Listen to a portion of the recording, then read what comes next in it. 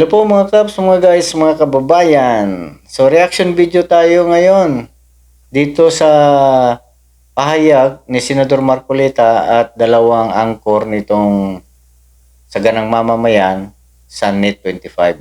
Kasi nga po, meron silang puna tungkol dito sa mga vloggers na ginagawang content itong programa ng Saganang Mamamayan. Lalo pa nga po at si Senador Marcoleta ay nagpapahayag dito ng mga bagay na mga pangyayari diyan sa Senado, sa Kongreso, at sa ating bayan. Dito po kasi, nagkakaroon kasi ng kumbaga negatibong dating na doon sa mga tagapakinig, lalo na siyempre sa taong bayan, sa mga manonood, dahil sa maling paraan ng mga vloggers sa pagpapahayag, pagpapaliwanag. Kasi doon pa lang sa title po, ito yung pinag-usapan lang dito, yung ginagawang title ng mga vlogger doon sa kanilang mga content. Na halimbawa, ganito, Marcoleta, sinupalpal si Sutu, parang gano'n, di ba? Sinoplak ni Lacson, gano'n yun siya, no? Gano'n na mga title, kumbaga parang pinag-aaway sila. Samantalang nakikita naman natin dito sa Saganang Mamamayan, pag nagpapahayag si Senador Marcoleta, ay nagpapaliwanag ng mga bagay na hindi masyadong malinaw pag pinapanood natin, lalo na doon sa mga hearing, no? Lalo na dyan sa Senate Blue Ribbon Committee hearing at doon naman sa mga session dyan sa Senado. Nagpapaliwanag si Senator Marcoleta ng mga bagay na kumbaga nakikita niyang mali ang pangyayari, ikinukorek niya lang para sa ikaunawa, ikakabatid at ikakaalam, dagdag kaalaman ng mga manonood. Pero wala siyang layunin na barahin, suplakin, supalpalin yung tinutukoy niya. Kasi yun kasi nagiging title do sa mga content ng mga vlogger. So ito yung pinag-uusapan ng tatlong ito ngayon dito sa Saganang Mamamayan. So para sa ikalilinaw ay panoorin natin itong kanilang pag-uusap.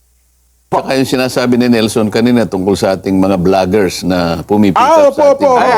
Sige po, ipagpapauna na pala natin. Ayan, Sige po. Para bago nila marinig yung ating discussion, meron ng abiso. Ano yung abiso, Jen? Una po, kami ay, ang palatuntunan pong ito ay patuloy pong nakikiusap sa ating mga kaibigan at itinuturing po kaming kaibigan, at yung iba naman minsan ay kakontra po ng aming mga pahayag. Pero ginagawa niyo pong content ito, lalo na po pagkakasama namin si Sen. Dante Marcoleta. Ang amin sana namang pakiusap ay wag naman masyado.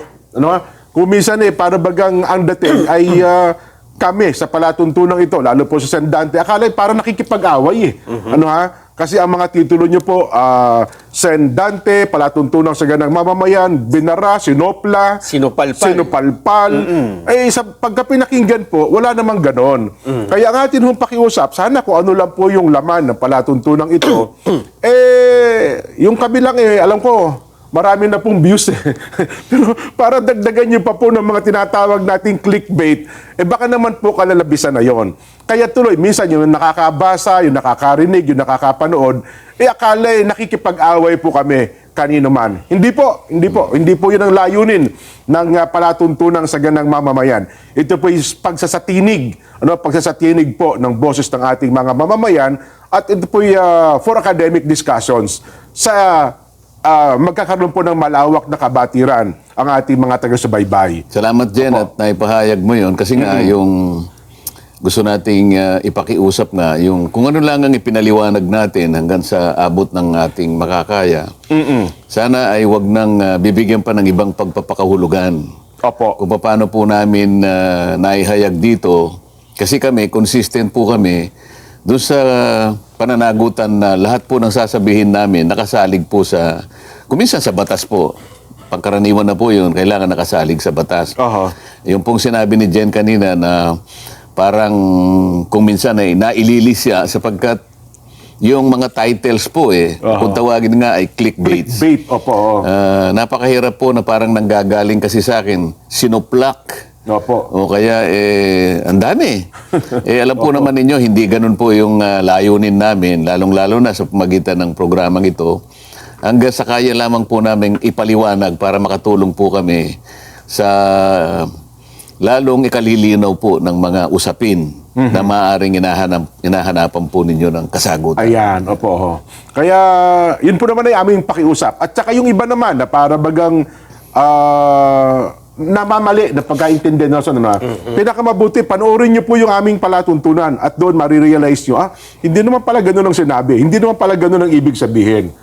Yes. Makatutulong din po yon sa higit na kabatiran ng ating mga kababayan, partikular na po, ng mga, lalo po yung suki ng palatuntunan ito. Ang iba kasi, tinakat lang yung isang portion, Sen, alam nyo no, malimit na ganyan. Minsan nga, halos wala pang ilang, as in talagang ilang segundo lang, na kapag ka pinanood mo, akala mo ay nakikipagbabag o nakikipag-away ang palatuntunan ito. Ay hindi po ganun ang layunin ng amin pong palatuntunan. Partikular na po ang San Dante Marcoleta. Ayan. Narino na.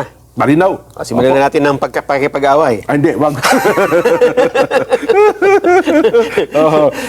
So, ayan guys, narinig natin yung paliwanag nila. Maganda naman po. At nasabi nila, nabanggit nila yun para malaman naman ng mga vlogger. Kasi ako, katulad ko rin, ay ginagawan ko rin ng content itong kanilang mga programa. Ito nga lang, bago nga lang, meron akong naging title doon. Okay yung title ko, pero doon sa thumbnails ko, may nagawa ko doon na parang hindi maganda. So, siguro papalitan ko na lang yan. Parang hindi maganda. Nakalagay kasi doon mga taong hindi pinagkakatiwalaan na Senador Marcoleta. Parang meron akong ganun ba doon sa thumbnail, pero doon sa title ko, hindi naman ganun nakalagay. Kasi alam niyo naman, tayo ng mga vloggers, doon pala sa thumbnails, gumagawa tayo ng mga bagay na nakaka-attract sa tao para kahit na papano ay maingganyo sila na mag-click, no?